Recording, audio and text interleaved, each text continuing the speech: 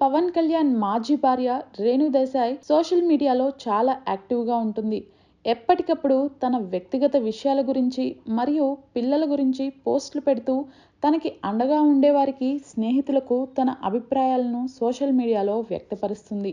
ఇటువంటి క్రమంలో త్వరలో రెండో పెళ్లి చేసుకోబోతున్న రేణు దేశాయ్ తాజాగా ఇటీవల ఫేస్బుక్ పేజీలో పెట్టిన ఒక కవిత లాంటి ఫోటో గురించి పవన్ కళ్యాణ్ అభిమానులు రకరకాలుగా కామెంట్లు చేస్తున్నారు.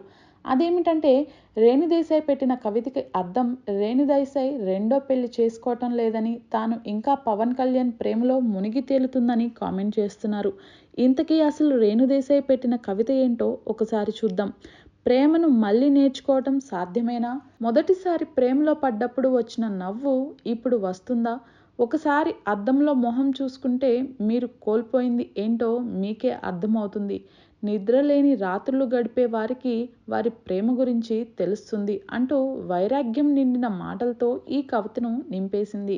అది పక్కన పెడితే రవితేజ తాజా చిత్రం టైగర్ నాగేశ్వరరావులో రేణు దేశాయ్ కూడా నటించారు. ఈ నేపథ్యంలో రేణు దేశాయ్ సినిమా ప్రమోషన్స్లో పాల్గొంటూ ఇంటర్వ్యూలు కూడా ఇచ్చారు. తాజాగా ఓ ఇంటర్వ్యూలో ఆమె మాట్లాడుతూ తను రెండో పెళ్లి గురించి మాట్లాడారు. పవన్ నుంచి తాను విడిపోయే సమయానికి అకీరా, ఆద్య చిన్నపిల్లలని రేణు తెలిపారు. రెండో పెళ్లి చేసుకోవాలని కుటుంబ సభ్యులు, స్నేహితులు తనకు చెబుతుండేవారని వెల్లడించేవారు. కొంతకాలం తర్వాత రెండో పెళ్లికి అంగీకరించానని, నిశ్చితార్థం కూడా జరిగిందని తెలిపారు.